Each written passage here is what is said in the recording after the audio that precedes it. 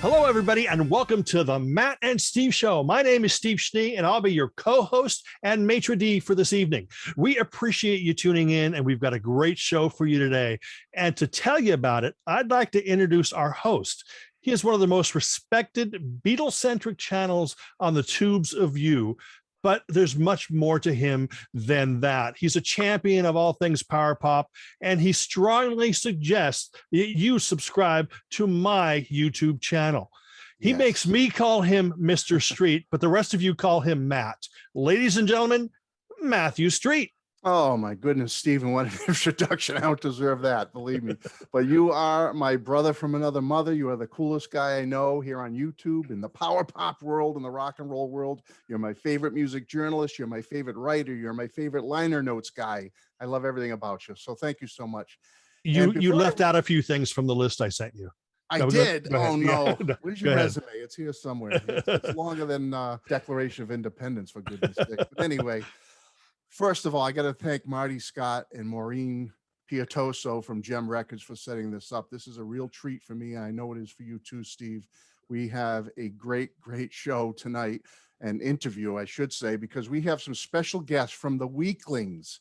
We have the great Bob Berger, also known as Zeke Weekling, right down here, if I'm pointing the right way. Bob, welcome, welcome. So happy you're here and doing this. Thank you. And we have a very special guest, also from the Weeklings, John Merjave, also known as Rocky Weekling. Where is he? Oh, he's coming in. There he is, Rocky. There's Rocky. Hey. Love your intro, your entrance. Got to make it special. Two very amazing and talented musicians right here in our midst. Absolutely. I mean, very kind of you. The illustrious music careers of these two guys right below us here is unbelievable. And maybe they'll tell us a little bit about it today. That would be great. Yeah, we're not even the best guys in the Weekling. Very true. No, yeah, but you're the only guys we can get. Yeah, I know. You're stuck with us. The only guys that are willing to come and talk to these two. Yeah, exactly. Right? Oh no, welcome, guys. We're just so happy you're here. And when you are here, and we are here to celebrate the release of your brand new live album called In Their Own Right. It's out on September 17th on the great Gem Records, and I have a copy of it right here, which I will show. It's a fabulous cover. And I'm gonna ask you about the cover now, guys. Who designs your great covers? All your covers are always so energetic. They're so rocking looking. Every Weeklings cover. Do you have the same person who designs these, or do you guys do it? Or actually, we don't. We had a different guy did this one than the previous ones. This one was actually done. I love the rainbow swirl label. yeah. Well, that was designed by my great friend Marty Lee Haynes, who is actually a lead guitar player from Donny Iris and the Cruisers. So when we needed an art director, Marty was the guy. So we tapped him for this record. It's just such a great vibe. I mean, look at that thing. That doesn't scream rock and energy. I don't know what does. Absolutely. Fabulous. The guy who designed our previous albums, the first two at least, was the photographer of that photo. That's it. Oh, wow. Anthony Parisi. Yeah. Otherwise known as Sketchy Weekling. Yes. he does our webpage and he does all our other artwork. And he designed this cool logo. Yeah, he designed the logo. So I guess the picture that you're getting all the energy from, that's Sketchy's responsibility. So we got to give him props too. Quick, guys, where are you both from originally? I'm from Brooklyn, New York, and I'm still here in Brooklyn, New York. As mentioned, I grew up in Erie, Pennsylvania, and now live in New Jersey. Because the population of Erie has dropped by 2/3. So I was one of the people that left and responsible for that, which is a shame, but it's the way it goes. Are you guys raised in musical families? Do you have musical backgrounds as kids and that? Were your parents into music and stuff? My dad kind of was. He was a music teacher. He taught music his whole life. I'm just kidding. He was the band director at the Erie high schools and junior high schools. And oh, wow. And taught and played in lots of big bands, saxophone and clarinet. Yes. John, your parents, were they musicians? Music? No, not actually, neither. But there was always something lying around in the house, and so I just picked it up and played it, figured it out. I guess I had a knack for it when I was a little kid, and then I just kept on going. I know you guys are. I mean, obviously, with the band is just so cool with the rock and roll, power pop, and certainly the Beatle influences. But what are some of your other early musical influences besides the Beatles? What was some stuff that really grabbed you when you were younger? You know, all the big, great bands from the 60s, Jimi Hendrix and Moby Grape and Rolling Stones, and later on, Todd Rundgren, Bruce Springsteen, you know, so many greats. Yeah, well, with me, I'm a little younger. So, but, you know, the Beatles were my first choice, obviously, because my dad would bring home records from where he used to work and they were all scratched up and everything. But I was just a kid and I just listened, and that was the thing I gravitated to. But as I was growing up, my real favorite stuff was like Joe Jackson, Elvis Costello, Squeeze, that kind of stuff. And then I got, you know, a little later on, I got into like serious heavy metal, and I still love it, like, you know, like that. And but you know, I'm just a rocker. I listen to anything that's got good melody, that's got great vocals, good harmonies, and you know, my ears always, you know, my ears are the thing that kind of pulls me in. If I like it, my ear's going to tell me that. I don't not trust it. It's got me this far, so it's okay. Yeah. All these diverse musical backgrounds from all four of you, really. How did you come together as a band? If you could give people that are not in the know, how did the Weeklings form? Well, it all came, Glenn Burtnick is really the core of it. And Who's that? He's this guy that we know. And anyway, he was putting on Beatles shows called Beatle Bash shows, you know, every so often. And he'd assemble you know, a cadre of people to perform in the shows, and we ended up being in the cadre. And one of the particular shows was called the Birth of the Beatles, where we did the first two Beatle albums in their entirety. And in doing that, we discovered how great the Beatles were as a simple quartet, and that on those recordings, early recordings, they can be reproduced with just two guitars, bass, drums, and three singers. And we put that together and we said, boy, this is fun. And that at some point realized it was a band. Well, when did you start introducing originals into the band? Because that's really, you know, I love the way that you interpret, or shall I say reinterpret, the Beatles stuff. You know, you create something new, yet it still feels very familiar. But I also love the band originals. Well, yeah. Well, what actually happened was we first got together just to kind of knock out some gigs and have some fun, and then we had the idea, well, let's record a record, and the first idea was to record the songs, a number of songs that Lennon and McCartney and Harrison wrote that the Beatles never recorded, that maybe other people recorded or that didn't make it on records. And our idea was, well, let's reimagine those as though the Beatles themselves were doing them, because we have this quartet that's modeled on based on that template. And we started working on that, and then realized that, well, we needed some more songs because nobody in the audience will have heard of those songs. And then we realized, well, we have to pay royalties on all these. So if we put our original songs in there, we won't have to pay any royalties on those. So we had songs sitting around that were very, very Beatlesque. And our very first record was, which is the one that's not available, was really a 3-3-3 of rare Beatle covers, well-known Beatles songs, and Weeklings originals. And that ultimately became the monophonic record, which is half original, half Beatles. Still a great debut. Go ahead. Oh, Matt. absolutely. That came out in 2015, the Weeklings, fabulous album. Then in 2016, you come back with the second one, Studio 2, which was recorded at Abbey Road Studios.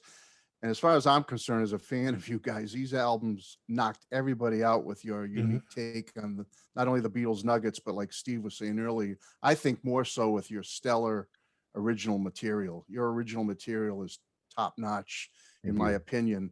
But I got to say, all of your hard work, I think, and efforts really culminated with the release of 3 back in 2020. I mean, to me, this is my favorite of your studio albums. This thing is just brimming with great originals that I think are good as anything that's been released by some of the British invasion bands or power pop bands over the last 30 or 40 years. I mean, your material on here is fantastic. And with this, despite the pandemic, you guys were on fire in 2020. I mean, 3 comes out, it's a huge success. You had the coolest song in the world on Little Steven's Underground Garage, and you get the top spot in the listeners' poll at the end of year 2020 as the top artist on Little Steven's Underground Garage. I mean, what a year for you guys. I mean, how did it feel for all those accolades coming in for this album and your music? Lonely. Was that exciting for you? Oh, lonely. We weren't out there playing to enjoy it. Well, that's the thing. I mean, with the pandemic, you're not out there, but yet all this cool stuff is happening during that year. I mean, we had big plans for promotion of that record, and we wanted to tour. We had a lot of, and we felt it was our strongest record. And each record we've actually put more effort and time into, and that record is in stereo, by the way. Mm-hmm. And we really pulled the stops out to get it to be sonically as great as we could make it sound. Not that the other ones we didn't do that, but it was just a different approach. We took a whole different approach on the record. Right. Well, the other thing is we like Bob said, Zeke, basically we had a good hard plan in 2020 to tour it, and we really wanted to get it off the ground and get real legs, because we think it's our best effort as well, and we were really proud of it. We were like, okay, we're going to go out there, get this going, people are going to hear this. And then the world stopped, of course. But in the meantime, what we did was we did a lot of videos. We kept engaging our fans with stuff every couple of like 6 weeks or so. So we were keeping busy, sending a lot of files back and forth, that kind of thing. But it worked out pretty well, I think. And I just wish more people could hear this album. And what you said about it was very nice. Thank you. That was really, it means a lot. It means a lot to us, because it's nice to hear that people liked it, because we put a lot of work into it. But here's something I believe a testament to the strength of that album is, I've been involved in the music business for many, many years, being a huge music fan like we all are. And I've noticed that when you release something at the beginning of the year, by the end of the year, people forget it. You're not on any poll. But the Weeklings not only released the album at the beginning of the year, but managed to still hit number 1 on that poll. And still you guys were out there on everybody's minds. And that's a real rarity in this business, because you guys had sort of this long tail thing going on, which most releases come out and within 2 months people move on, or heck, within 2 weeks.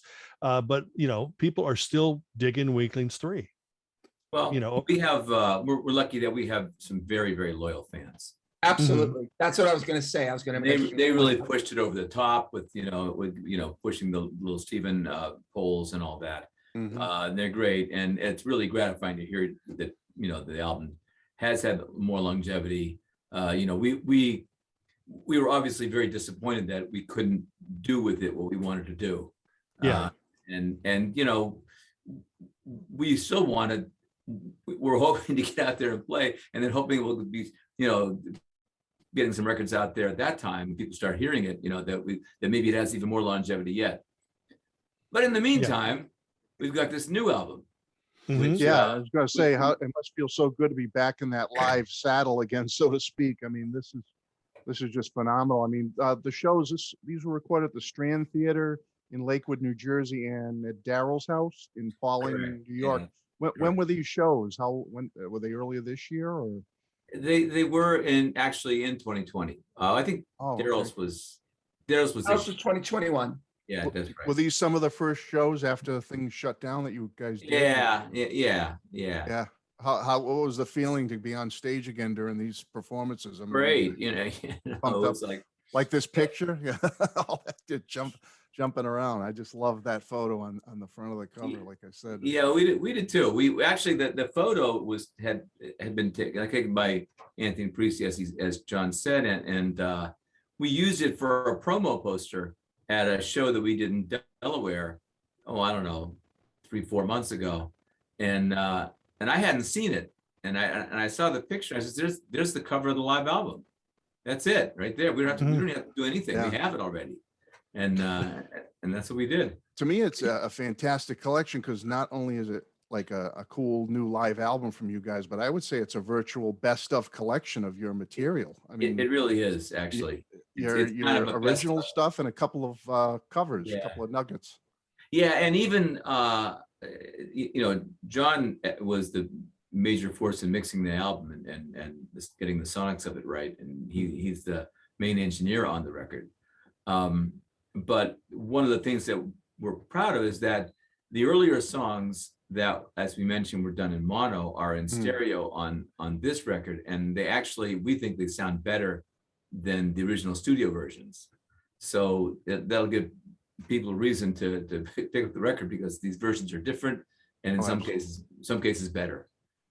Yeah, and the material on this album is covering every studio album of yours. I mean, you're getting stuff, Little Tease, Morning, Noon, and Night, In the Moment, Little Elvis, Don't Know, Don't Care. You're getting 3, and a newer track, April's Fool, which I think earlier this year is on here. It's a great song. And then you got the Adam Schlesinger cover, and you got a couple of Beatle covers. I mean, it's just a fabulous collection. How did you all put your heads together on what was going to be the actual material covered on this live set, or was it thought of as let's make it a virtual best of, or how did you come about the songs selection? We just picked the ones that we had. The idea being, it would be mostly original, and we just picked the best versions that we had. Yeah. Mm-hmm. How much longer was the set than what's actually on here? You got about. I always think about that too. Oh, it's probably about twice that long. Oh wow! Easily twice as long. But a lot of it was also a lot of Beatles songs that were recorded as well. So like Zeke said, once we pared it down to like an original best of kind of, which we were always wanting to do, because there is a mystery album in that sequence of discography that we did a live album up at Daryl's house as well. Oh, of course you have it. There it is. And that's only available through the website and or when we play shows. So it was our thank you. That's exactly it.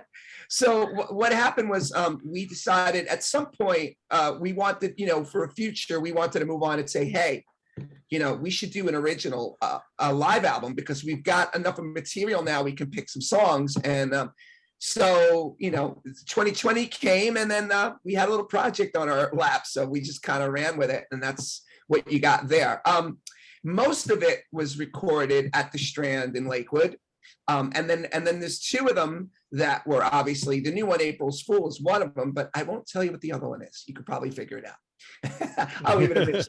There are two that were recorded at Daryl's, and the rest was in the Strand. I don't even know the answer to that question. See that? You see that? There's a little nugget right there. I just put it out there. What were your go-to guitars when you were? Oh, geez. When I play live, it's only 2 guitars. I mean, the last couple of years, it's always been 2 guitars. It's been my Les Paul, Gibson Les Paul, and then I picked up 2 years back a Duesenberg, which is like a really cool. I first saw, believe it or not, tying in Daryl's house. I seen Joe Walsh live at Daryl's house, and he was playing this really cool guitar. And I'm like, man, that's just like a really nice looking guitar. It's kind of semi-hollow body, but it has it almost has a Les Paul kind of aesthetic. So I was like, all right, and it's got the sort of Bigsby tremolo arm, which is kind of nice. So yeah, so those are my 2 guitars. So generally I'll go with that one for the earlier sounding, more vintage sounding ones, and then something that's a little bit more rockin'. Obviously you plug a Les Paul in an amp and you know what you're gonna get. So yeah, that's the 2 that I used for this live album for sure. Yeah, well, I use a guitar. It's called a Gibson Midtown guitar, and not too many people use them. They're not very popular, well known. People always ask me almost every gig, what is that guitar you're playing? Because it looks kind of like a 335, but it's not. It's actually a solid body guitar with chambers, and it's kind of it's a cross between a 335 and a Les Paul. And I'm not as smart as John, where he has different guitars for different purposes. I just have 4 of those things for the same guitar, but they're all different colors, So if one song makes me feel blue, I use the blue one. Another song is more earthy, I use the Tobacco Sunburst. You know what I mean? So yeah, awesome. I have to know, does Glenn ride in the VW van with you guys, or does he ride in a separate limo? He's got the Learjet. Okay, I figured. No, I was just gonna say, I saw Glenn for the first time I ever saw him live in a performance was, I mean, obviously him and Marshall were in Beatlemania together many years ago, but Lupo's Heartbreak Hotel in Providence, Rhode Island, and Marshall Crenshaw was headlining there and playing. And I swear to God, Glenn was playing with him at that show. It had to be late 80s, early 90s. I can't remember for sure, but I don't know if you guys could confirm that, but I'm pretty sure Glenn was with Marshall backing, assisting him either with rhythm guitar or bass or something. I can sort of confirm that because I have an album that Marshall released a while back, live from the back of my car or something like that. Yes. And I believe the band lineup was Marshall, Glenn on rhythm guitar, and Graham Maybe from Joe Jackson's band. Right. Yeah. So yeah, they were definitely touring. All right. Thanks. Yeah. Awesome. Thanks for confirming that. I was almost and 100% sure. Glenn and Marshall have been they're continually good friends for all these years. And in fact, when I was down and out with my heart condition, heart attack, Marshall actually filled in for me with the Weeklings. Yeah, I heard he was he Hank? I heard it was Hank Weekling. Hank, yeah. You guys have both had such great careers in the music business, and I didn't know if maybe you could share a memory or a memory or two of some of your favorite moments throughout your career that highlights something that just to this day knocks you out. Something you experienced. Maybe? The one that I will probably go to my grave with as my legacy is that that party in the Hamptons I played for Bon Jovi where Paul McCartney played, and wow. Paul McCartney and Billy Joel and Roger Waters and Jimmy Buffett all at the same time. Yeah, I think I read that they all came up on stage with you guys. Yeah. It was crazy. Howard Stern was in the audience, and what was the song you remember playing? What songs? Oh, a whole bunch of songs. Oh, was it? Bunch of songs. Yeah, I don't remember all of them, but Paul McCartney came up and he says, "What song are we going to do?" And I said, "Well, how about Twist and Shout?" And he says, "Well, I don't know the words to Twist and Shout." And I said, "What?" And then I said, "Well, how about Long Tall Sally?" And he goes, "Oh yeah, let's do that." And so we ripped right into it. And that's amazing. It was amazing. It was amazing because he, original key, just slammed it out. I didn't see him warming up his voice. He just did it. Wow. It was McCartney. The most memorable, because I do these Beatle Fests every year with Mark Lapidus. They have it in Chicago and New York like once a year. And there's been a huge, I'm in the band Liverpool. That's kind of how I know Glenn. Yeah. So Glenn is in Liverpool. I was the one that actually planted the seed for that. And when our bass player left to our MD, Drew, who was a keyboard player, guitar player.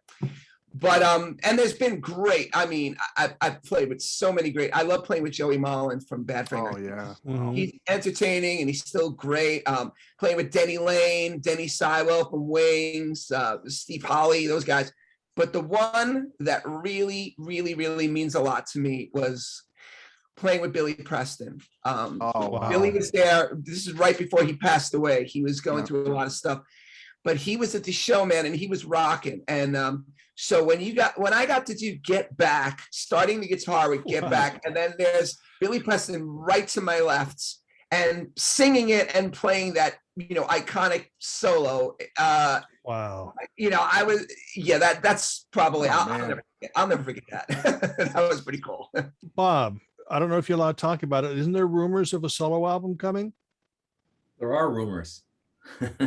Yeah, I'm working on a solo record.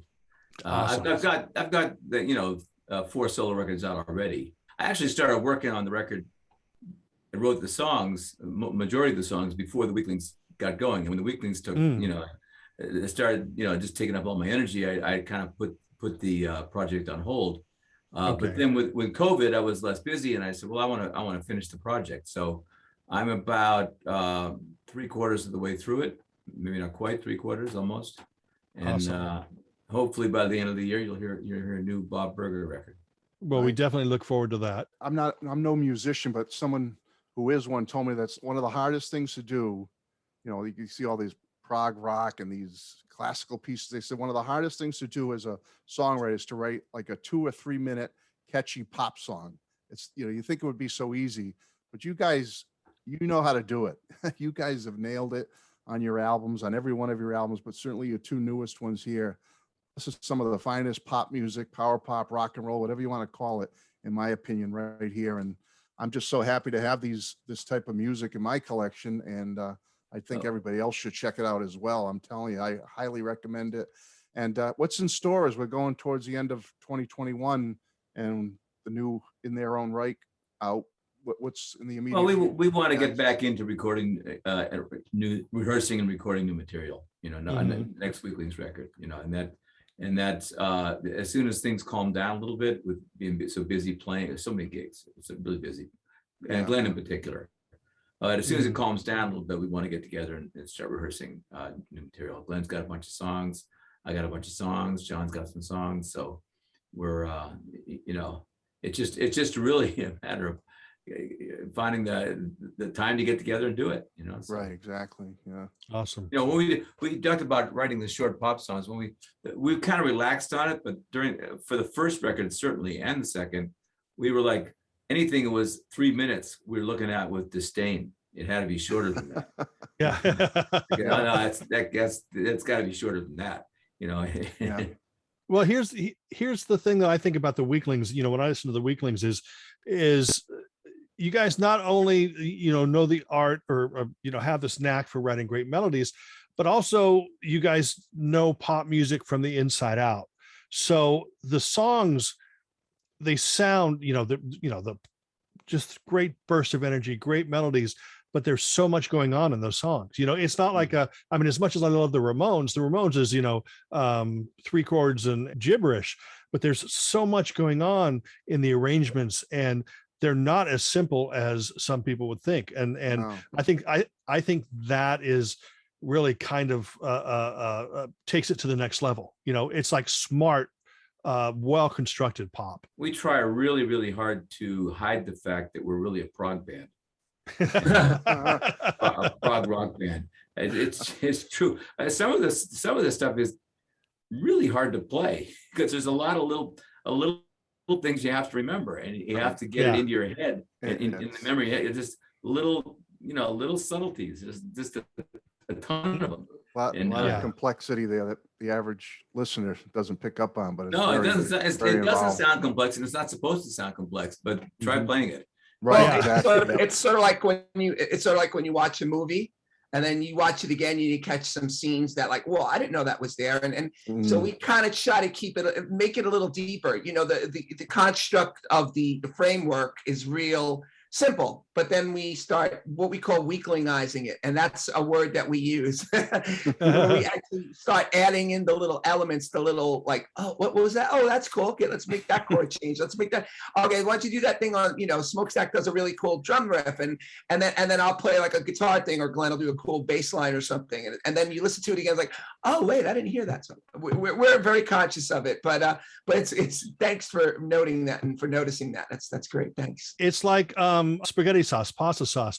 You eat it and it's, oh yeah, that's that tastes great or whatever, and then you look at the what went into it. There's like 37 ingredients, and that's kind of like what the Weeklings does. There's so much going on. So anyway, Matt. No, that's it. I just want to say to the guys, unless Steve has something else, I just can't thank you enough for even taking some time for two little schlubs like me and Steve, because I'm a fan, guys. I'm not a music journalist. I'm not I'm a fan, and I'm not ashamed to say that. I love the band.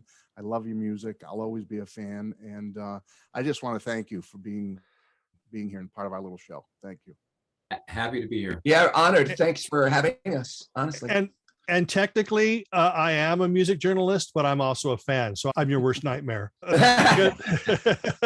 Anyway, that's it for us here at the Matt and Steve Show. We'd like to thank our guests, Bob Berger and John Merjave, for joining us. The brand new live Weeklings albums will be out soon. Matt is holding it there. It's called In Their Own Right. It's out on Gem Records. Remember to go out and buy all those rare Weeklings stuff that Matt has in the background there.